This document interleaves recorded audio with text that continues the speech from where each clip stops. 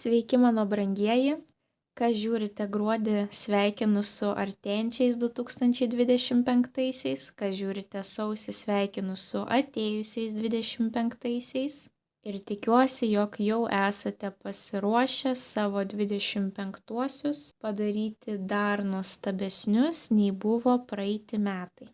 Taip pat noriu pradžiuginti su pasibaigusiu retrogradiniu Merkurijumi. Sausio mėnesį nebejausite nei retro Merkurijaus, nei jo retro šešėlinio poveikio, viskas eina pirmyn. Tai reiškia keletą mėnesių iki kito retrogradinio Merkurijaus yra puikus laikas naujoms pradžioms. Eiti į naują darbą, imtis naujų projektų, atsidaryti savo verslus, įsigyti brangius pirkinius, persikraustyti į kitą vietą, į kitą šalį, aplikuoti į studijas. Žodžiu, viskas, kas jums atrodo svarbu ir kas susijęs su naujomis pradžiomis, visko galite imtis. Kai žiūrite mane pirmą kartą, noriu informuoti, kad mano prognozes reikia žiūrėti pagal savo 3 pozicijas, tai yra Saulės ženklą, ascendento ženklą ir Mėnulio ženklą.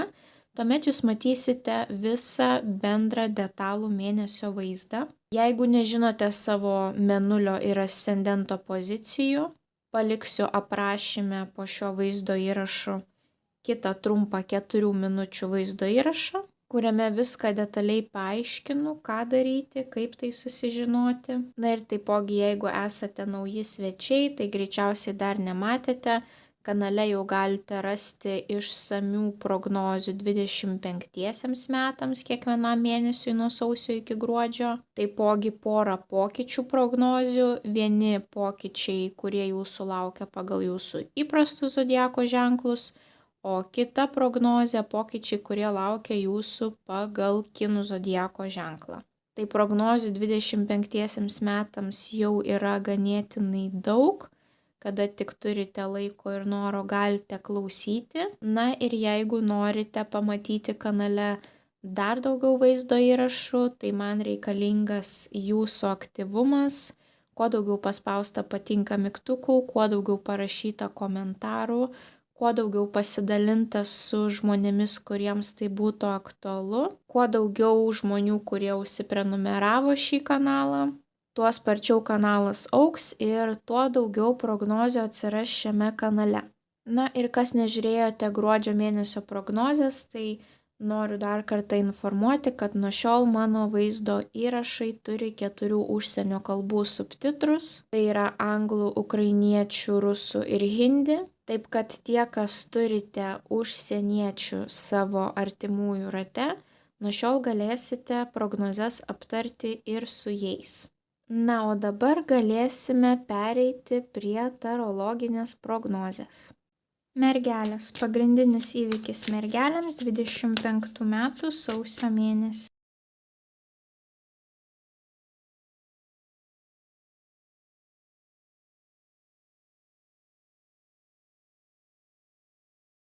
Bei vienas patarimas mergelėms apie jų sausio mėnesį. Na kągi, mergelės, jūsų prognozė nebus labai ilga, nes kortos labai aiškios iškrito, daug pasikartojančios energetikos, tai čia nebus daug kažkokių tais įvairių scenarijų. Iškart galime pradėti nuo jūsų pirmosios savaitės. Jums iškrito netgi 2 didieji arkanai, bet visų kortų energetika yra ta pati. Jums iškrito vežimas, jums iškrito imperatorius, jums iškrito lazdų šešetas. Pažiūrėkime iš arčiau. Jūs pamatysite, kad net iliustracijos yra labai panašios. Imperatorius žmogus soste, žmogus nusipelnęs jau kažko, žmogus turintis ne tik aukštą postą, bet ir didelės atsakomybės. Ir matome tvirtai sėdi savo poste žmogus, šalia mes matome vežimo kortą, pasižiūrėkite, vėlgi žmogus yra savo galioje, vėlgi žmogus matosi, kad užima kažkokias tai svarbes vadovaujančias lyderio pareigas, taip.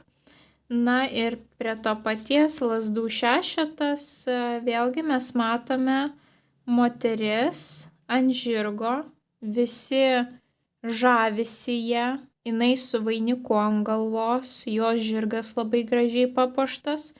Žodžiu, vėlgi gaunasi, kad žmogus turintis kažkokią tai įtaką, valdžią, paskui jį nori sekti kiti ir yra įkvėpti būtent jo pasiekimų ar rezultatų. Tai va tokia pas jūs bus pirmoji savaitė. Gali būti, kad jūs išskirs iš visos kolegų minios, taip, kad pagirs jūsų rezultatus, kad jūs kažką laimėsite.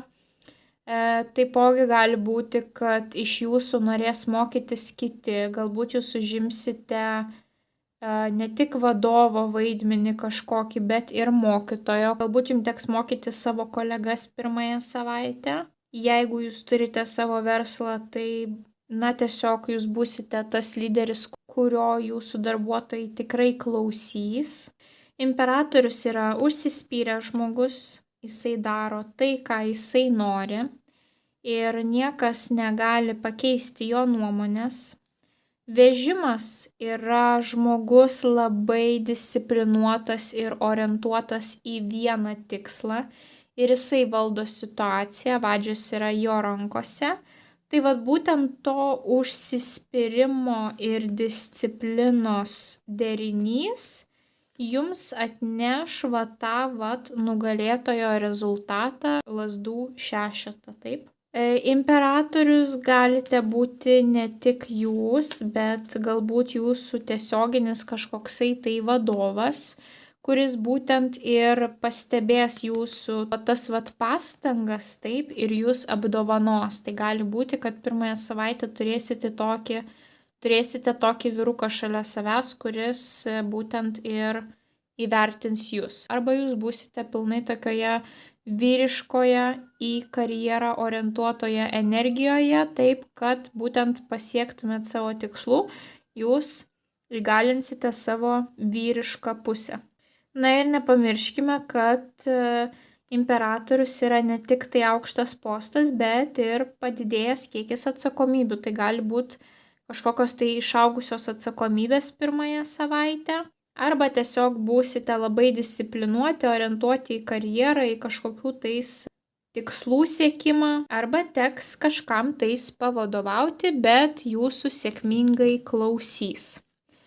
O antrąją savaitę jums dar kartą iškrenta po tą pačią kortą. Mes čia turėjome vežimą, čia vėlgi turime vežimą, turėjome imperatorių, vėl turime imperatorių, taip.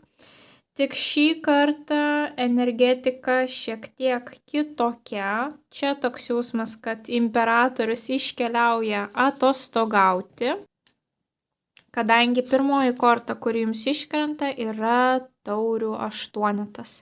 Taurių aštuonetas yra kelionių korta, išvykimas į kažkokią tai kelionę. Arba gali būti kažkokios tai gyvenimo situacijos palikimas, kažkokių tai žmonių užblokavimas, darbo palikimas, persikraustimas, viskas, kas nebetarnauja jūsų gyvenime. Bet viskas, ką paliksite, nebuvo toksiška. Būtent taurių aštuonetas rodo ne pabėgimą nuo toksiškumo, o tiesiog, kad jūs jaučiate, pavyzdžiui, kad jūs peraugote visus tos žmonės, kurie yra čia, taip dvasiškai peraugote savo aplinką, kad jūs jau nebegalite mokytis iš tų žmonių, kad jūsų jie nebeįkvepia ir jūs norite pakelti laipteliu aukštyn ir jūs kažką tais paliekate iš savo gyvenimų, išbraukėte. Bet iš kitos pusės, jeigu jūs nieko nepasiruošę išbraukti, jeigu jūs jaučiatės gerai, tai tiesiog greičiausiai bosas iškeliauja atostogauti antrąją savaitę, taip. Ir būtent tas vežimas jau šiuo atveju antrąją savaitę jums gali reprezentuoti būtent išvykimą, kažkokią tai kelionę, taip, arba transporto priemonę, pavyzdžiui, keliaujate su savo transporto priemonė ant ratų, tai yra ar autobusu, ar savo nuosavu automobiliu, taip, ar traukiniu, viskas, kas yra ant žemės, visos tos transporto priemonės, taip.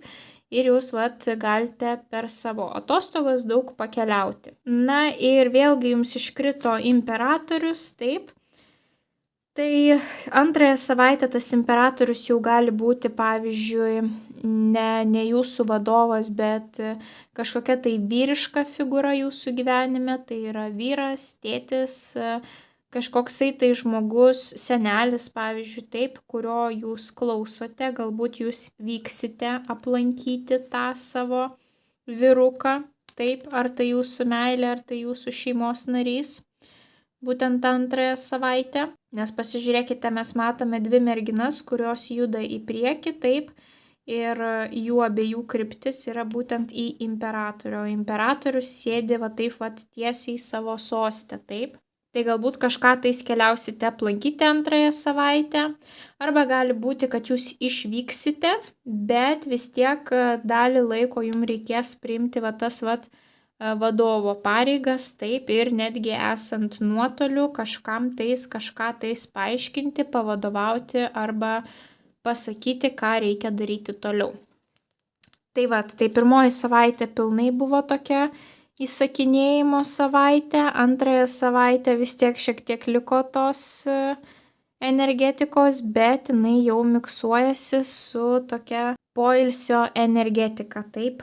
Trečioji savaitė jums iškrenta vėlgi 2 didieji arkanai. Pirmas 3 savaitės jums iškrito po 2 didžiuosius arkanus, tai savaitės tikrai bus svarbios, taip.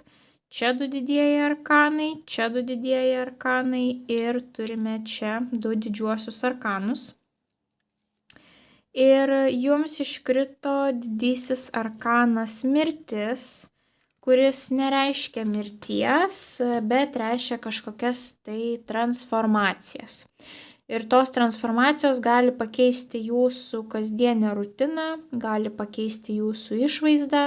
Dažniausiai šitą kortą rodo išorinės transformacijas, ne vidinės, taip, kad vieną dieną pakilot iš lovos ir ką aš čia darau, man reikia visiškai keisti savo gyvenimą, bet kažkas nutiko išorėje, kas pakeičia arba jūsų rutiną, arba kažkokius tai įsitikinimus ir vertybės, taip.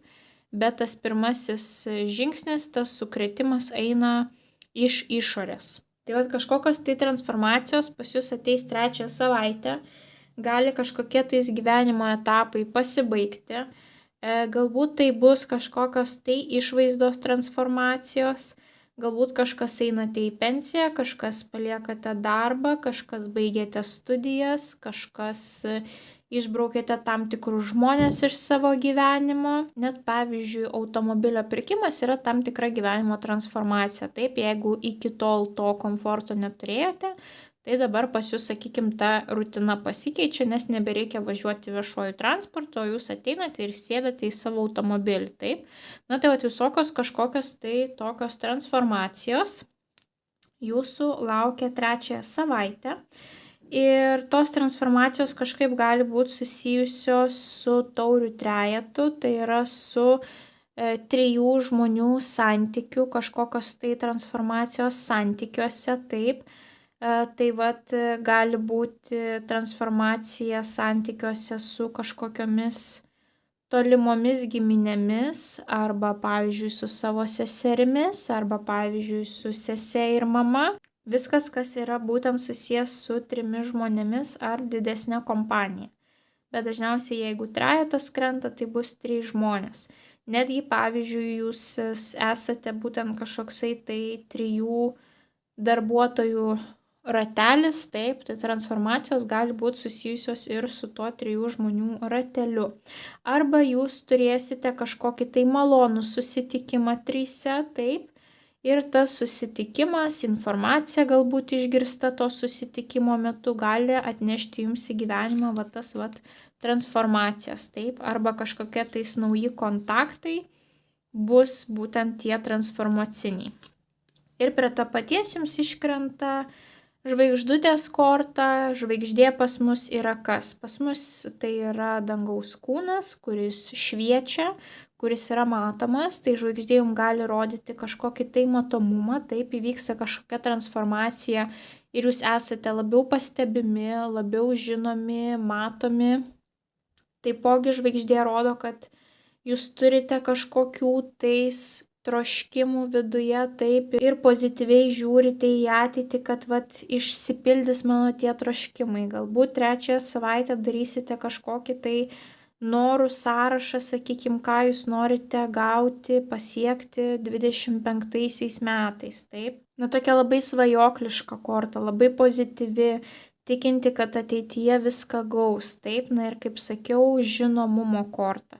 Galbūt jūs sutiksite kažkokį tai žinomą žmogų, įžymybę trečiąją savaitę ir ta pažintis, tas susitikimas gali transformuoti jūsų kasdienybę, jūsų kažkokias tai vertybės, taip, tai gali būti ir tokia situacija. Bet kokiu atveju bus kažkokia tais maloni transformacija su viltimi, kad ateityje viskas bus dar nuostabiau. Ir paskutinioji savaitė pas jūs bus susijusi su Lazdų dama. Lazdų dama tai gali būti ugnies ženklo moteris, liūtas, šaulys, avinas. Arba jos profesija bus susijusi su vadovavimu arba kažkokia tai aktyvia veikla. Vadovavimas tai būtent kažkokia tai instruktorė, dėstytoja, taip, įmonės vadovė arba kažkokios tai aktyvios veiklos, pavyzdžiui, zumba instruktorė, taip. Visos tokios aktyvios moteris. Ir kas bus susijęs su ta moterimi, jums iškrenta monetų šešetas, greičiausiai jums reikės padėti tai moteriai finansiškai arba ji padės jums. Ir taipogi iškrenta Lazdų ketvertas. Lazdų ketvertas yra šeimyninių švenčių korta, šeimos būsto korta. Tai gali būti, kad jūs su ta moterimi sieja bendras būstas ir jūs kažkaip skirstysite savo finansus ar padėsite jai finansiškai, nes jinai bandys pagerinti kažką tais jūsų bendrame būste. Ar ta moteris, sakykime, jums duos pinigų, nes pas jūs ketvirtąją savaitę nusimato kažkokia tai šeimos šventė, o šeimos šventė tiek vestuvės, tiek sužadėtuvės, tiek krikštynos kažkieno, tiek kažkieno jubiliejus, gimtadienis, tiek šeimos susitikimai, taip, giminių susitikimai, susibūrimai. Tai kažkas bus paskutinėje savaitę susiję su būstu arba šeimos reikalais ir būtent finansų pasiskirstimu. Ir būtent ta moteris bus ta, kuriai jūs padėsite arba kuri kažkokiu tais būdu turės galimybę padėti jums. Ir mėnesio patarimui jums iškrito Lazdų karalius. Lazdų karalius yra būtent ta energetika, kurią mes matėme pas jūs pirmąją savaitę, ta imperatoriaus energetika. Jums čia dar buvo ir Lazdų dama iškritus, tai čia jums iškrenta Lazdų karalius. Tai ką tai reiškia? Vyras turi aukštą poziciją, jisai nelaukia, kol kitiem kažką atneš ant lėkštutės, jisai rizikuoja, jisai prisiema atsakomybę, jisai imasi pirmų žingsnių, jisai būtent nebėga nuo tos atsakomybės, jisai turi išmintį, kurią dalinasi su kitais ir kiti seka paskui ir klausosi jo išminties. Tai ką jums reikia daryti sausio mėnesį? Būti tuo pavyzdžiu, nebijoti prisimti atsakomybės, nebijoti žengti pirmųjų žingsnių, taip, jeigu kažko norite, imate ir darote, nelaukite, kol nukris iš dangaus. Ir labai svarbu sausio mėnesį būti tuo lyderiu, taip. Būtent ne bosu, ne vadovu, kuris netvardo savo emocijų, kuris gali apsižodžiauti, taip, kuris gali pažeminti, ne. Tai yra lyderio korta, tai sausio mėnesį būkite lyderiu, taip. Tuo žmogumi, kuris ne tik kitiems įsakinėja, taip, ir nieko nedaro, bet tas žmogus, kuris prisiema kažką ir ant savo pečių, kuris padeda komandai, kuris bando įsijausti kitos situaciją, kuris duoda naudingų patarimų. Tai toks turi būti jūsų sausio mėnesis, pilnas valdžios ir atsakomybės ir kažkokių tais transformacijų, taip, malonaus laiko su šeima, galbūt kažkas ir atostogas pasiimsite. Tai mėnesis kupinas visko, Svarbiausia jums bus imtis iniciatyvos. Tai mergelės linkiu jums didžiausios sėkmės sausio mėnesį, o mes pasimatysime jūsų kitose prognozėse. Ate, ate.